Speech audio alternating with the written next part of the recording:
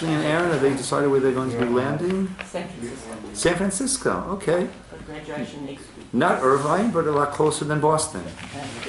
Okay. Good.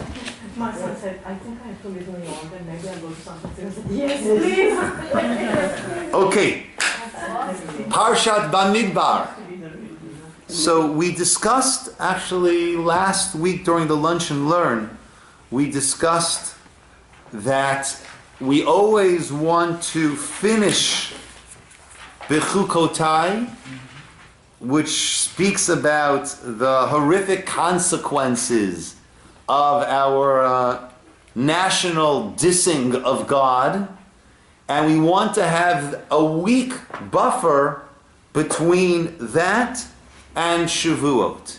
And therefore, Bamidbar is always read the Shabbos right before Shavuot. And there are important lessons that we draw from Bamidbar as we prepare for Shavuot. Of course, Shavuot is the time of the giving of the Torah and the time when we became the nation I shouldn't say that. We became the nation of God with Yetziat Mitzrayim, with the Exodus from Egypt. But that was a step on the way towards Mount Sinai. In other words, the whole purpose of the slavery in Egypt was in order to mold us into this nation, which was through the experience of Egypt and then our receiving of the Torah. Sefer Bamidbar means in the wilderness. In my mind, when I think of a wilderness, I think of like a lush, rainforest more than a desert. You think of a desert in the wilderness? Yeah, absolutely. Interesting. Nothing there. I think of the way kind of slashing your way through the wilderness, with the machete trying to make your way through. Okay, that's just my own. That's a jungle. That's a jungle. Okay. Baruch atah Adonai melech haolam she'akol nהיה b'dvaro. Amen. Okay.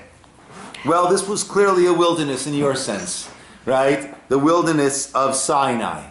I was studying in Israel before the Camp David Accords.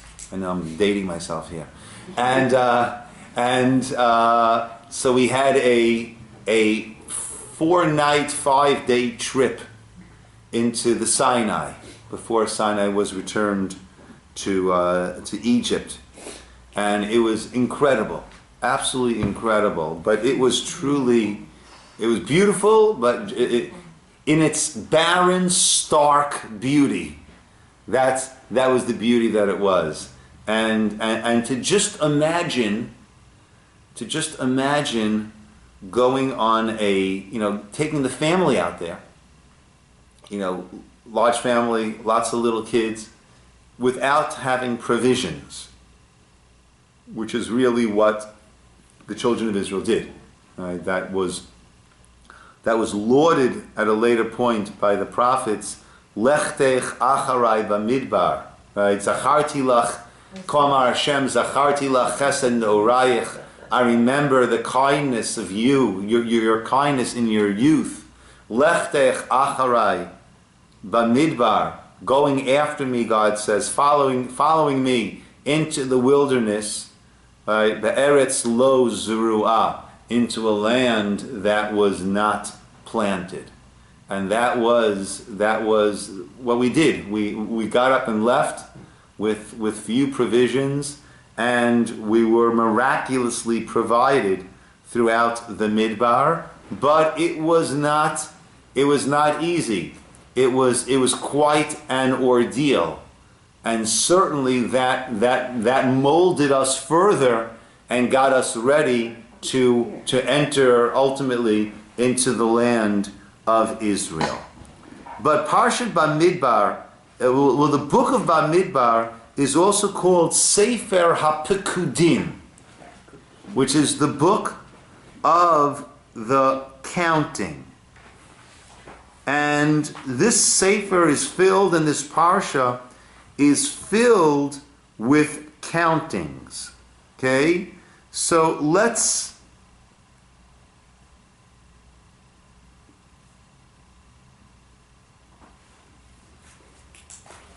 us begin, and then let's see some different interesting points that we're going to be able to extract here. Let's go from the top. Who'd like to? Yafi, Brucha Ba'aba Chazara. Okay, why don't you lead off for us? וידבר השם אל משה במדבר סיני באוהל מועד באחד לחודש השני בשנה השנית לצאתם מארץ מצרים לאמור. שאו את ראש כל עדת בני ישראל למשפחתם לבית אבותם במספר שמות כל זכר לגולגולתם. מבין 20 שנה ומעלה כל יוצא צבא בישראל תפקדו אותם לצבאותם אתה ואהרון. ואיתכם יהיו איש איש למטה, איש ראש לבית אבותיו הוא. ואלה שמות האנשים אשר יעמדו איתכם לראובן אליצור. Good. And then we're going to go through all of the different names. Just one second. Good. Someone take that for us in English, please. Hashem spoke to Moses in the wilderness of Sinai in the tent of meeting on the first of the second month.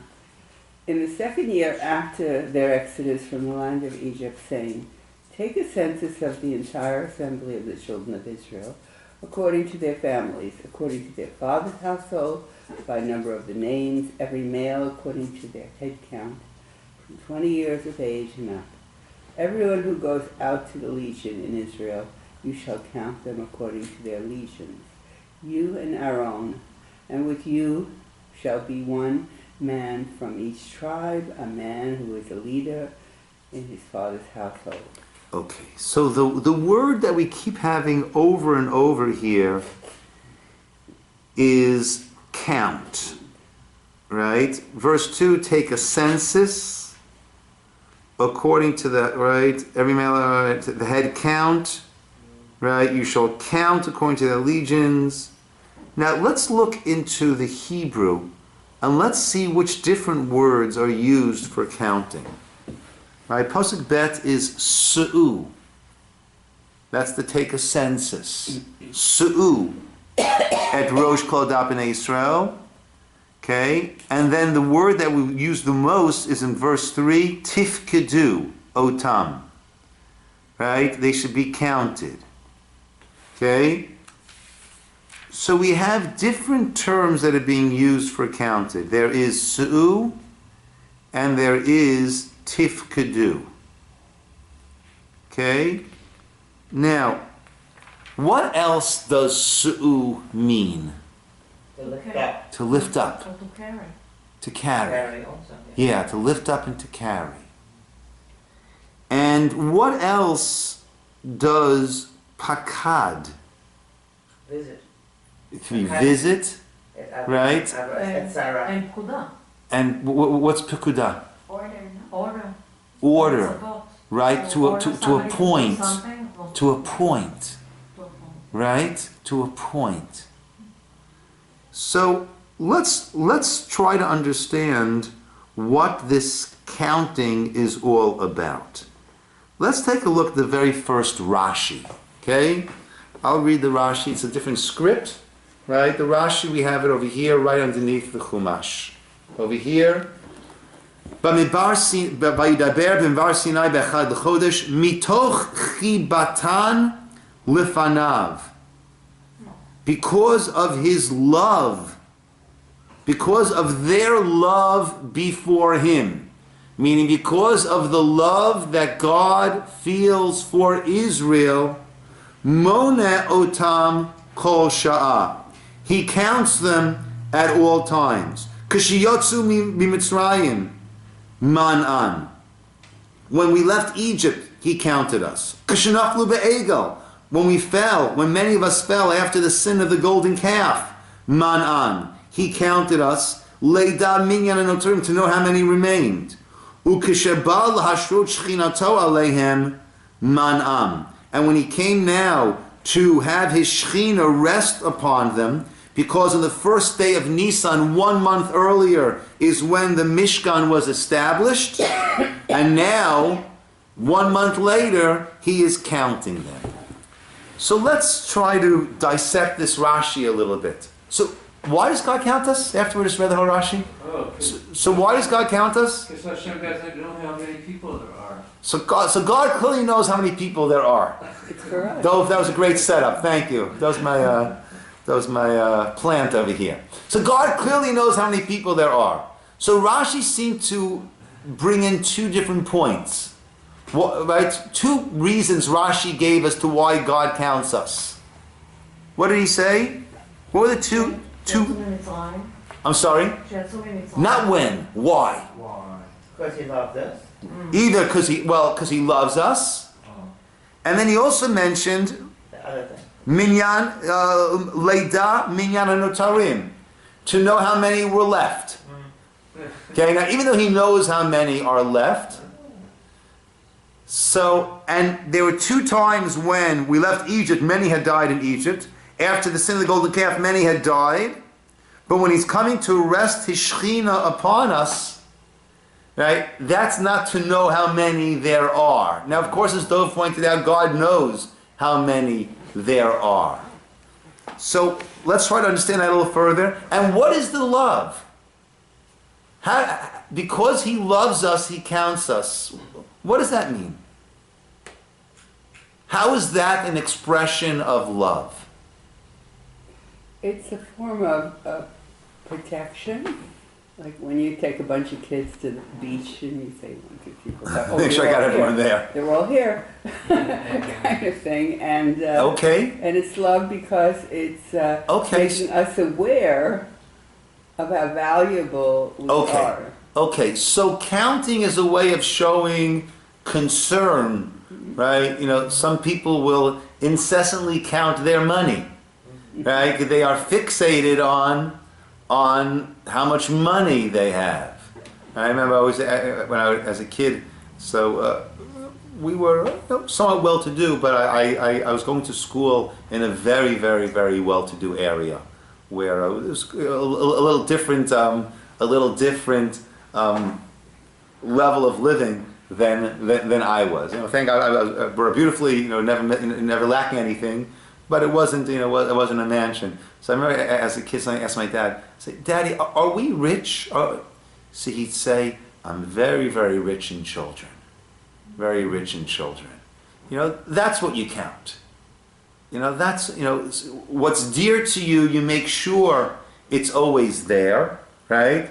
And as Dov pointed out, God doesn't need to make sure it's always there. But as Chayrivka, as also you added, that it's to let us know, right? Always with Hashem, it's to let us know. I just take that just a step further. Then Sonny, you want to say something? So I was going to say, when you have something, you treasure it very much. Like you know how much you have it, but you always like to take it out and let me count it again. Because that's the thing that I treasure the most. So Right. I always want to count it. So I feel like that's God treasure you. Good. And letting us know that we are treasured. And that's really an important point that spills over into many other areas. We don't know much about God. Actually, we don't know anything about God. What we know is how God, we don't even know how God deals with us. We know what God decided to share with us about how he deals with us. Okay? But we don't know about God. We don't know about how he deals with us. We only know what he has decided to share with us. We speak about God, we don't speak about God, we speak about his hanhagot, his hanhagas, the way he deals with us. Right? That's all we have. And therefore, when we have questions, on God, about God, we have paradoxes. How does God know and yet we have free will?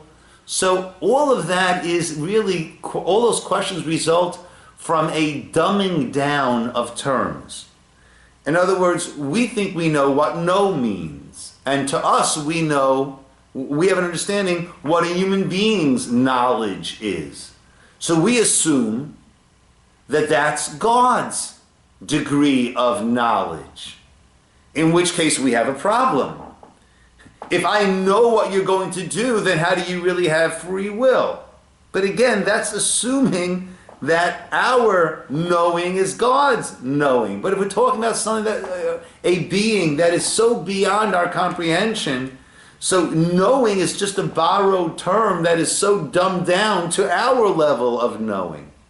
So we never know fully about God. We know what He wants to share with us. So He's sharing with us this importance, this love that He has for us.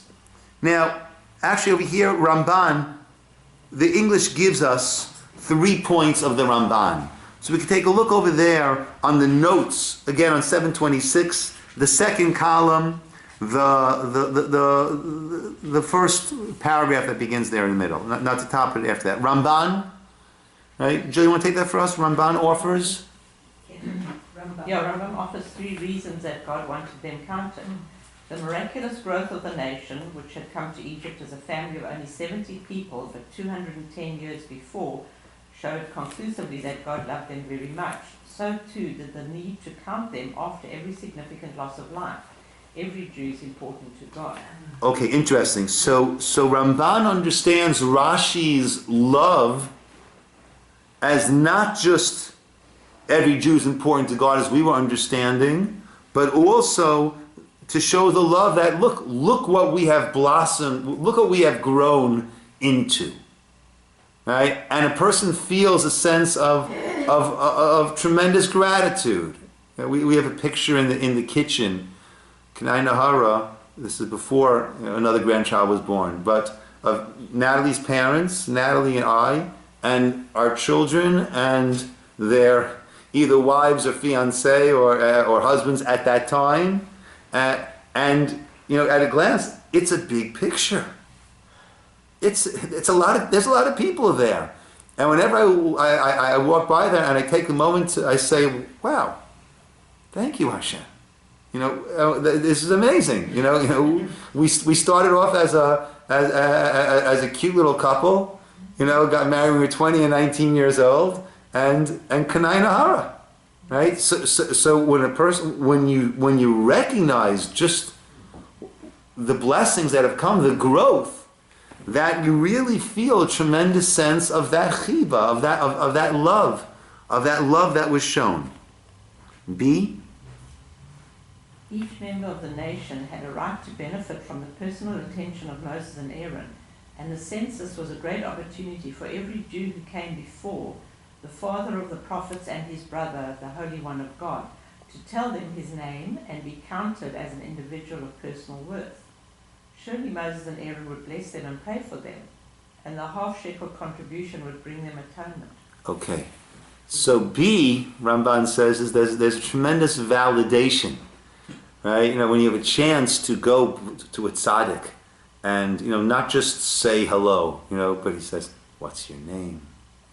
Where are you from? When the person takes an interest in you, it's very validating. It's very uplifting, and certainly when I spoke to your Mechutin a while ago, right? Debbie Mechutin is. Felt that, right? Yeah. Mechutin is I would say the posek for America. Certainly for the outer lying communities, right? There's certain hours you call every, and it's literally from phone to phone. When you call, the 2 numbers to call. 3 to 4 and 10 to 11. 10 to 11. You call, and normally he'll pick up and say, "Please hold." Right. Please hold, and then you'll hear him talking on the other phone, and then you hear him say, okay, goodbye, right? Hang up. Yes, right? And then within a few seconds, you hear the phone ring. Right, and hear him say, "Please hold." Yes, I'm with you. Right, and then continue answering your question. Right, and that's there are, I'm sure, tens of people who are calling every night. Probably guess close to 100. every night there are people calling. And at one time he said to me, I said, "Hi, Yisroel Ciner from Irvine." Right? And I've met him face to face a few times. He doesn't know me, but I think he knows my name, or amongst the other hundreds who call. But right? And then at one point he said to me, "And how is your grandson?" Wow. We're still diving for Baruch Chaim ben Nechama Adina. Yeah, that's what it is. Yeah. Whoa. He's an Whoa. amazing guy. And that was, Moses would pray for them. Right? You're coming before a leader and he's taking a personal interest in you. And that is really something that is very, very uplifting. And see,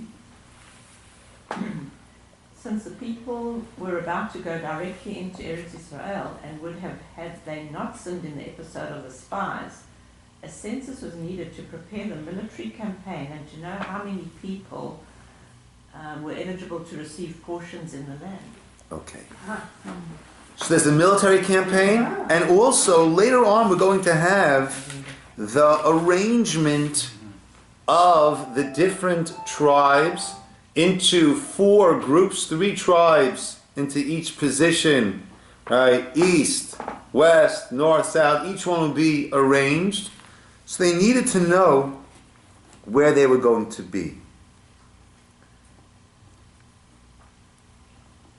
I think these 3 are really one. And it ties into the dual meaning of the words for counting and their other meaning. Su'u meant to count. Su'u meant to lift up. Pakod meant to count. Pakod meant to appoint.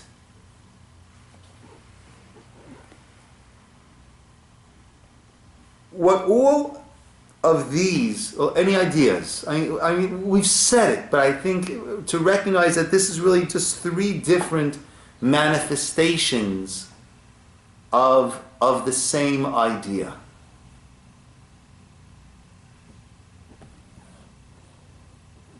And I think that idea is importance. Importance. Importance in that I have a mission. There's what I am meant to accomplish. There is the chiba. There is the love that Hashem shows. I meant to print out, but I forgot to do that. Rabbi Sachs has a beautiful, beautiful article about, we might discuss this once, about Kiddush Hashem, sanctifying God's name. How we are the representatives, so to speak, of God on this earth. And the way that we act isn't just a reflection on Ciner, or on Carasso, or on Stein. It's a reflection of how does a member of the Jewish people, how do we act?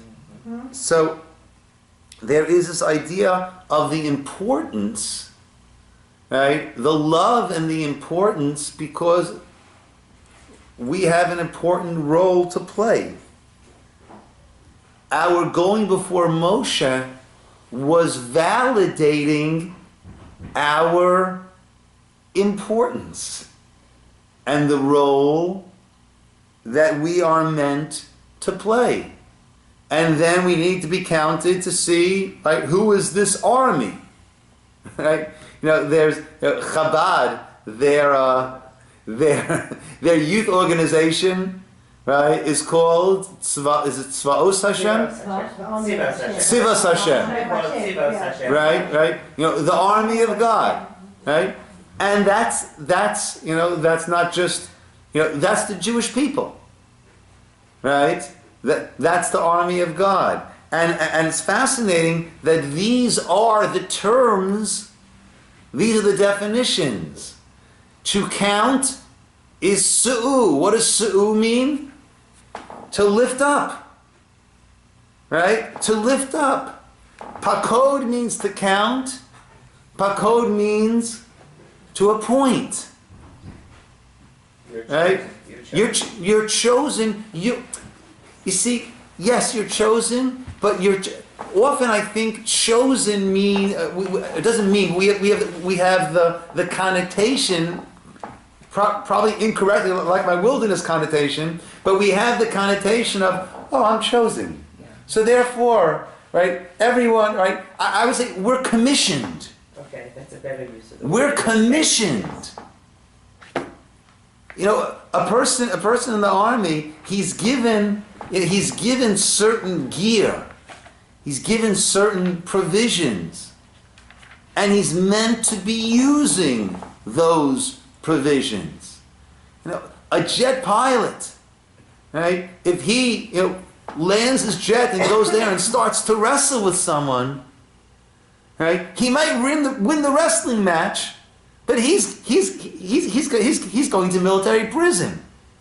He had himself a multi-billion-dollar piece of machinery that they spent years training him to use, which could have accomplished so much. And wonderful, he wrestled the guy down to the ground. That is a complete dereliction of duties and a squandering of the resources that were given.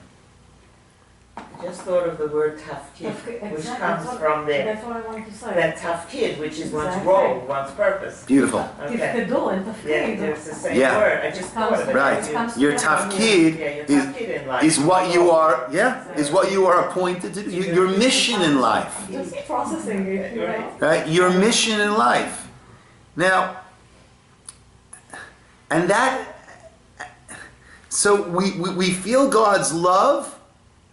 And we feel uplifted, and then we need to roll up our sleeves and get to work and make sure that we are accomplishing.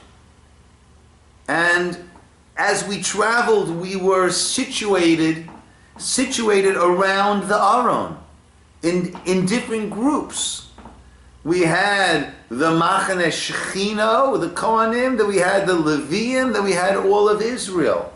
In these different groups, all moving along with our tafkid. Thank you, with our tafkid, with our mission, with the center point being the Torah. But every person needs to look at themselves and say, what are the tools? What are the gifts? What are the abilities that have been given to me, and how do I best use that? Otherwise,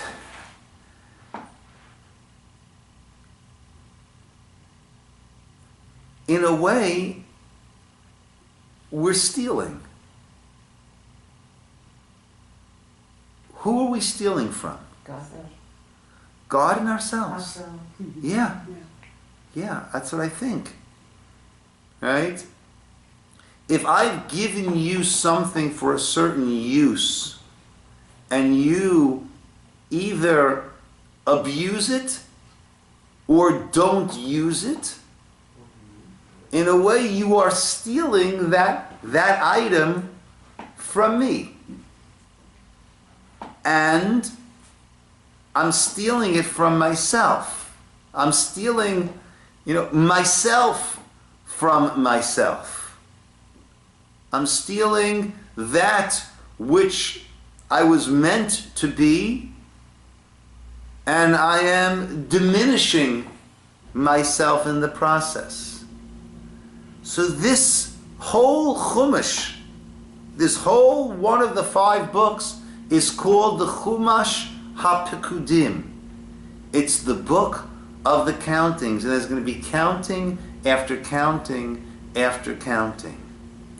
Now, what's also very interesting is we keep saying Lemishpechotam lebeit avotam, right? Their family, the house of their fathers. That's the Torah. We look on 728 as we're going through. These are the sons, verse 20.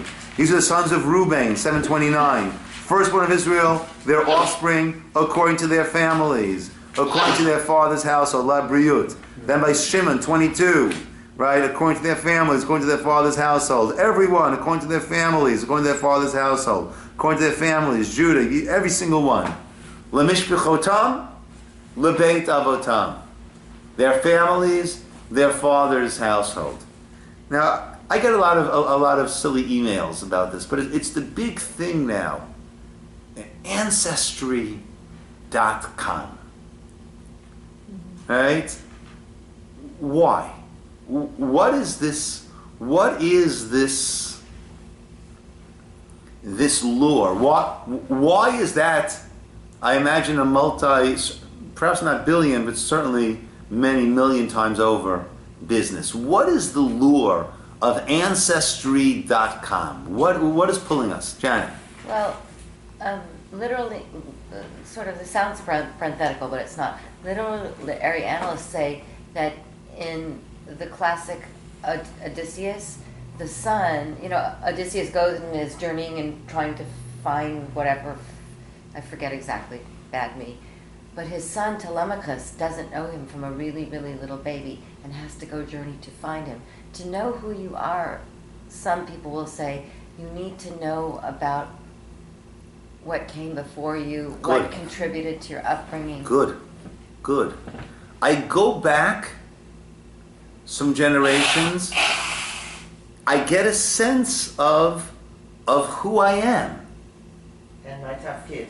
And what I need to do, right? How many people, when they go back a few generations, right, and they say, "Wow, this great rabbi was my great grandfather," on this side, on that side, whatever it is, right? Or this great whatever it is, right? All of a sudden it gives us a sense of I'm not just this guppy swimming around in the tank over here, right? I come from this and this and this. This is who came before me, and then immediately you start to think, well, what will my legacy be? They say that a healthy, a somewhat sobering but healthy exercise is to write down what you would hope people will say at your funeral. And then self-assess and say, well, is that how I'm living? Is that who I am? That's how I'd like to be seen. That's how I'd like to be remembered. But where am I on that on the checklist? Where am I with that? And when you look at our past, then we have a sense of who and what I want to be going forward. So all the countings are lemishpechotam, leveit avotam. This is really the first Ancestry.com, right? To know the Beit Avotam, to know where we're coming from, and with that appreciation, that gives us a sense of being grounded, and it gives us this sense of tafkid, of a mission, of being commissioned. So is the word mishpat and mishpacha, are they the same Not at all. radical? Not at all. Not at all. Because when you read it first, it's no. One has a tuf, one has a tet, okay, and one has a chet, and one doesn't. So yeah. Interesting. I mean, mishpat. The root of that is shin pei tet, which comes from judging. okay. What is the root, and where else do we find any permutation? The word mishpacha. Interesting. The root is shin pei chet, not chaf, which means poor. Shin pei. I don't know. What's the root of mishpacha? Anyone? There's no, I don't think there's any Okay, root. thank you. Yeah. So it's singular. It's like that's. I don't know Your what family it is. is unique. It's not a, I don't know what it it's is. not a poal. It's not, it's a... It's just a noun. Yeah. It's a noun. It's Yeah. a Shem Torah. Yeah. But very often. But even so. Yeah. We have. Mishpat, and you get from Shofet. Mishpat is Yeah. Shem Torah is a noun. Yeah. So, I like Yeah. the concept of Gilgalotam, that, what did he say, the Gilgalotam? Like that each head counts, each one of us counts. Yeah. That's, as you add to the concept of where you're coming from and who Right. you are, but then the idea of, and then it comes down to each person as an individual. Yeah. That's fascinating, right? I mean, what's fascinating is Gilgal means head, right? There's also a term of Gilgul. Gilgul is which actually is a term for reincarnation, right? A Gilgul. As I thought you were saying, Debbie, at first, right? It's a wheel. Yeah. In other words, Judaism believes in reincarnation. We don't believe in a constant loop. I believe the Dalai Lama, as soon as the Dalai Lama dies or is about to die, there's another child born who will be the next Dalai Lama, or after his death, there's someone who's born who we say, there's certain religions which believe in a constant loop. Judaism does not. We understand reincarnation as a step along the way. The goal is this dveikus, this connection to God, right? First in what we call the olam neshamot, the world of the neshamot. Ultimately, we'll be back on this world built in a Gan Eden, Garden of Eden state. So, Gilgul can be a step, and I think the Mekubalim say that our generations were almost all Gilgulim. Right? They were all steps. It's a step along the way towards reaching that point of perfection, of self-actualization, which will enable us to have that connection to God. So I wonder, right, I mean, certainly, right, if we're looking back at Ancestry.com, if a person has a sense of or recognition of, I've been here before. And I'm back in order to correct X, fill in the blank, right? So that also certainly speaks of the su'u and the pekod and the tafkid and being here with a purpose, with a mission. Yes, Dov. So kind of I can see from here that our Father in heaven is saying, you matter, you count. Yeah. Yes. Yes.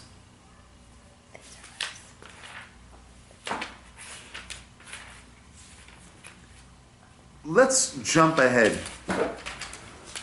to another idea for a moment.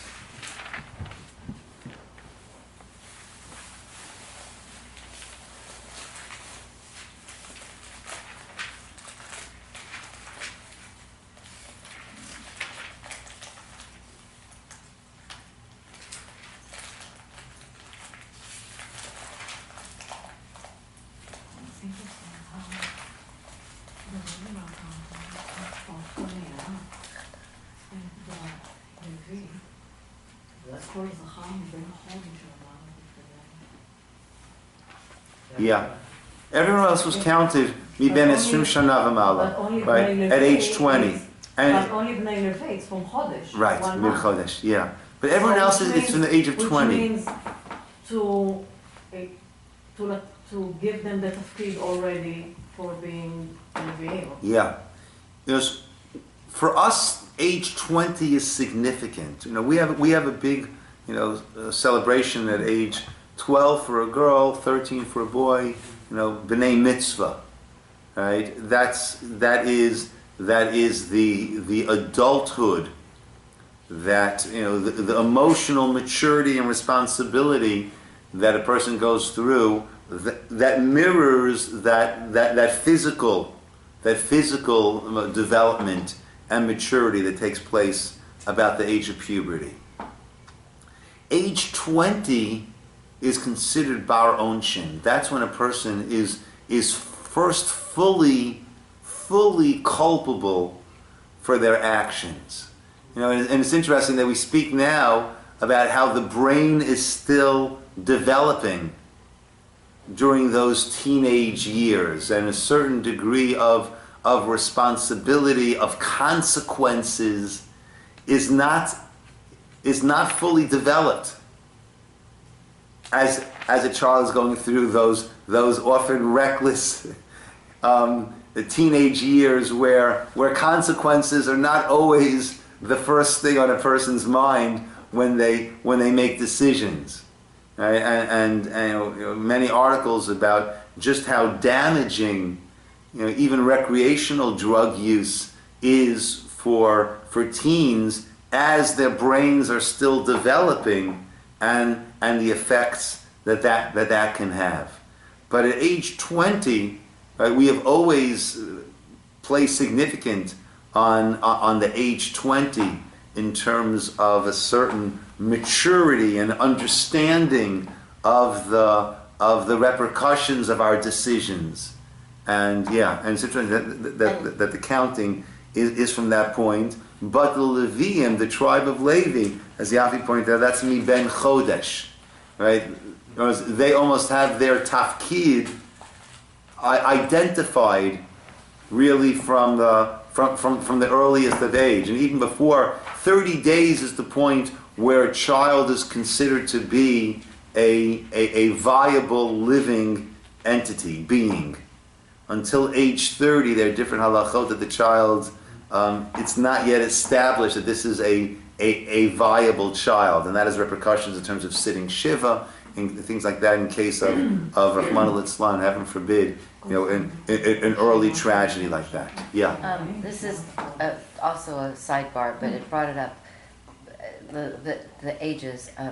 How come the Levium have to stop their service by 50 on the other end? I mean, 50 certainly it would seem like you've gained more wisdom. You know what you're doing. Yeah, but there's also a lot of physical work that goes along with it. Heavy stuff. But at 50, I could see 60, but 50 people are still pretty vigorous. Those days. 50 was over 50 is the new. Really, with like Moshe living till 120. And that the pasuk says was amazing. Lo nas lecho, that his strength did not ebb at all. Yeah, there's a certain energy that starts to go. Yeah. Let's go to page 736. An interesting thought over here. 736. Mari, you want to take for us for Revi'i? Right? Where the new chapter begins. Pasuk Gimel over there. Parak Gimel, Pasuk Aleph. Eila, the Eila Toldot. אלה תולדות אהרון ומשה ביום דיבר השם אל משה בהר סיני. One more. ואלה שמות בני אהרון הבכור נדב ואביהו אלעזר ואיתמר. Good. In English, someone take that for us? These are the offspring of Aaron and Moses on the day Hashem spoke with Moses at Mount Sinai. These are the names of the sons of Aaron. The firstborn was Nadav, and Abihu, Elazar, and Itamar. Continue a bit. These were the names of the sons of Aaron, the appointed Kohanim, whom he inaugurated to minister. Nadav and Abihu died before Hashem when they offered an alien fire before Hashem in the wilderness of Sinai, and they had no children. But Elazar and Itamar ministered during the life of Aaron their father. Good. And then Hashem spoke to Moses, saying, "Bring near the tribe of Levi." So look back to the first pasuk. These are the offspring of Aaron and Moses on the day Hashem spoke with Moses at Mount Sinai. They don't say anything about Moses. Oh, yeah. Right. None of So we introduce, these are the children of Aaron and Moshe, and then we speak about Aaron's children. No mention whatsoever of Moshe's. Right. Moshe's children. Now we know that Moshe's children did not assume leadership roles, and not only don't we hear much about them, but actually there are some thinly veiled allusions to them in Navi that some of them or their grandchildren got involved in some idolatrous activity with the Pesel, the idol of Micha. So we don't hear much about Moshe's children. And really that was at the very end of the Torah, when Moshe ascends with Aaron for Aaron's passing, and Moshe then takes the garments of Aaron and clothes his sons, Aaron's sons, with those garments. It must have been a challenge for Moshe. He did it b'leiv shalem, which is with a full heart, which is an amazing testimony.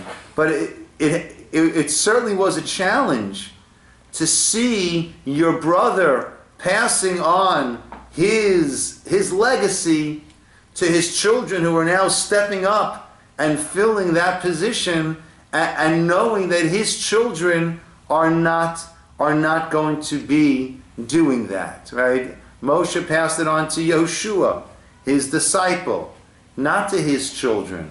Aaron was passed on to his children. So we understand that Moshe's children are not the ones that made it. Aaron's children are the ones that made it. Yet, so why does it say the generations of Aaron and Moshe? If you don't want to mention Moshe's children, so don't mention him in the heading pasuk either. So Rashi brings, the English says it. Okay, so actually we have, let's go through the English. Okay, so Rashi says, right, it only mentions the sons of Aaron. They're called the children of Moshe because Moshe taught them Torah.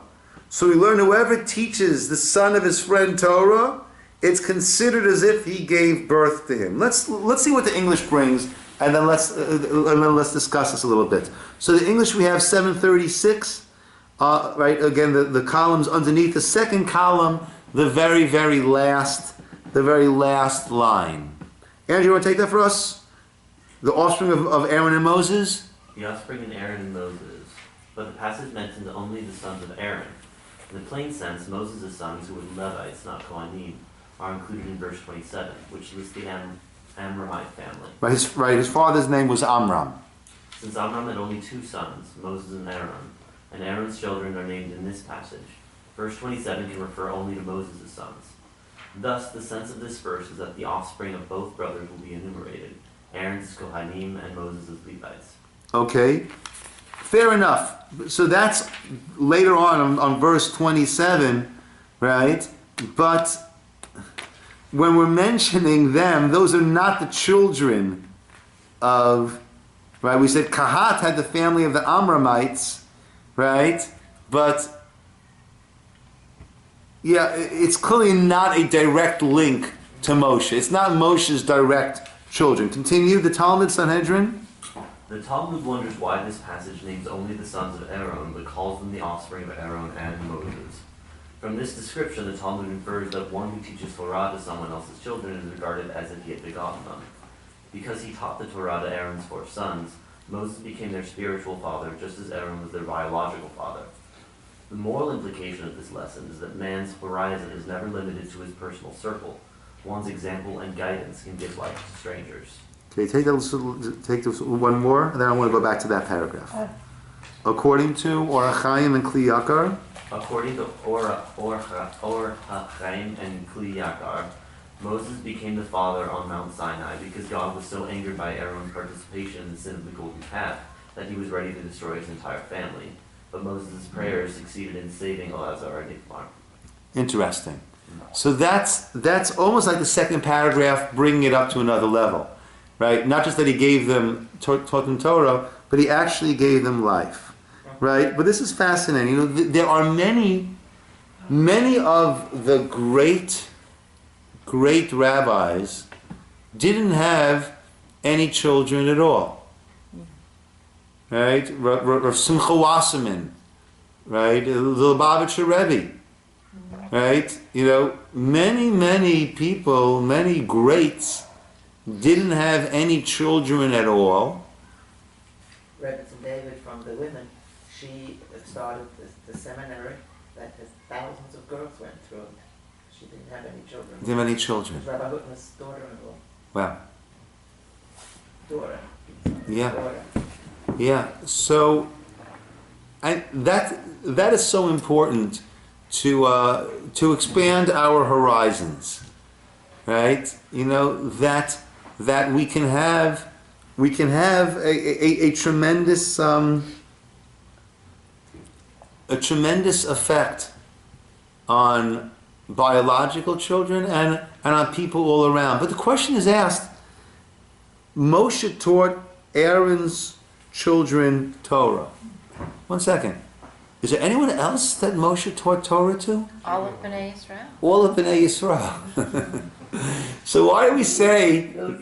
Yeah. So why do we say that the sons of Aaron were considered to be his children? Shouldn't we say that the Jewish people, right? This pasuk should have been written to teach us this lesson. If you teach someone Torah, then they're considered your children. So the verse should have been written in a way that showed us that the entire Jewish people were the children of Moshe. What was special, what was unique about the sons of Aaron? Because they were Kohanim, Moshe gave a little extra time and attention to them for the areas of the temple service. We know that from certain... Okay, so perhaps because they were Kohanim, Moshe gave them a little extra time, right? Perhaps because they were his nephews, right? So it's interesting that it's not simply teaching someone Torah. I remember a conversation that I had with Rav Yaakov Weinberg, Zatzal, who was the Rosh Hashiva of Ner Yisroel. And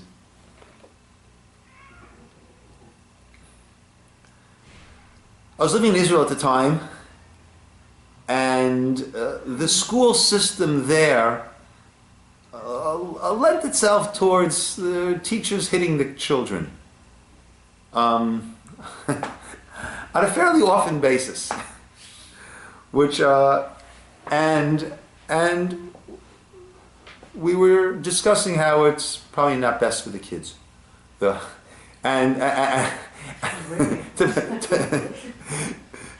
put it softly.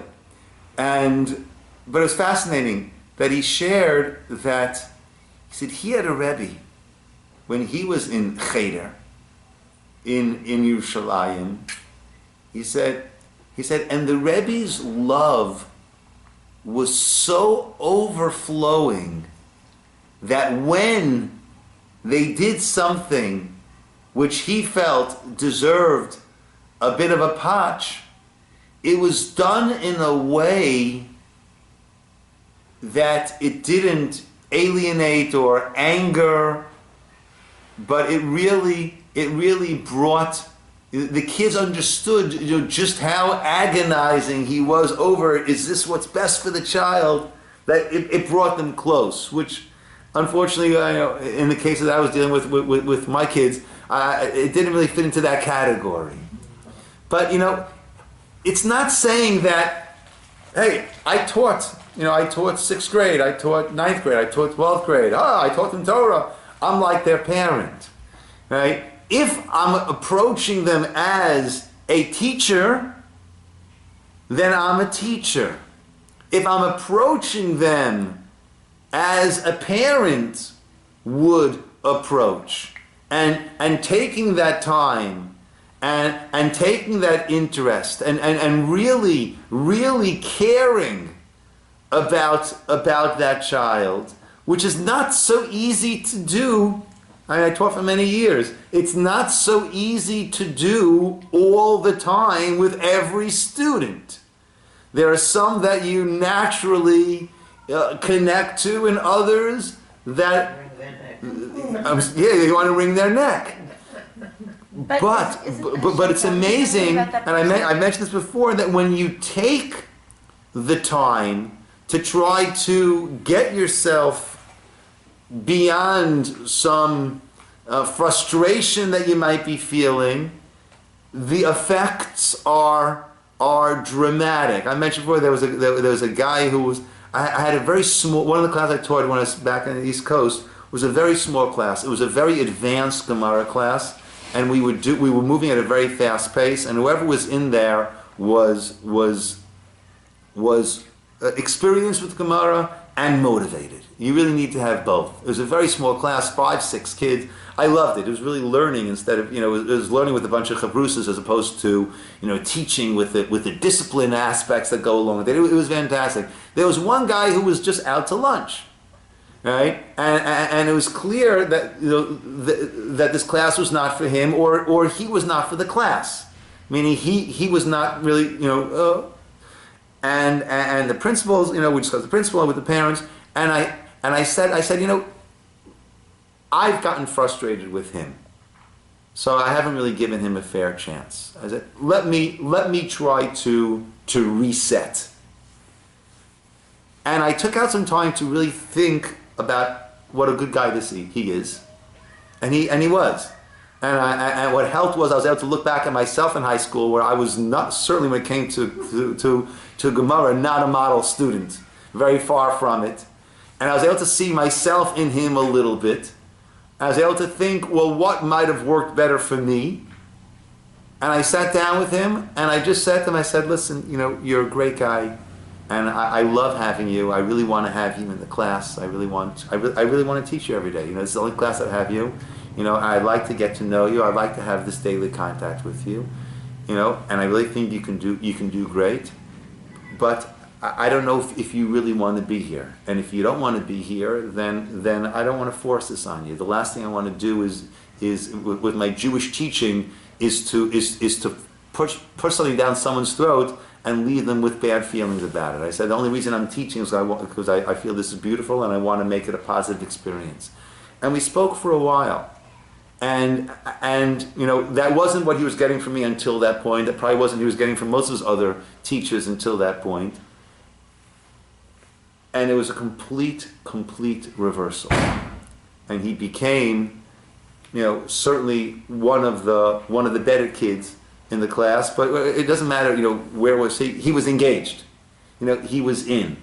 And if we want to have that effect, and in order to be considered like a parent, every single one of Bnei Yisroel who learned Torah from Moshe was not considered his son or daughter, and more importantly, he was not considered the parent.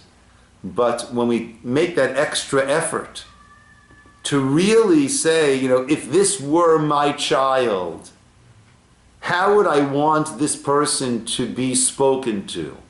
What would I hope this teacher or this mentor or this Rebbe, whatever it is, what would I hope they would do? If that's the approach that we take, so then we become truly like a parent, and as I said over here, the horizons open up, and the effect and the influence that can be had is just incredible. And very often when I was when I was teaching in Israel, before I would go for a walk with a guy who was having his issues, Right? I say let's go for a walk. Then we just go for a walk. Now we go for a coffee.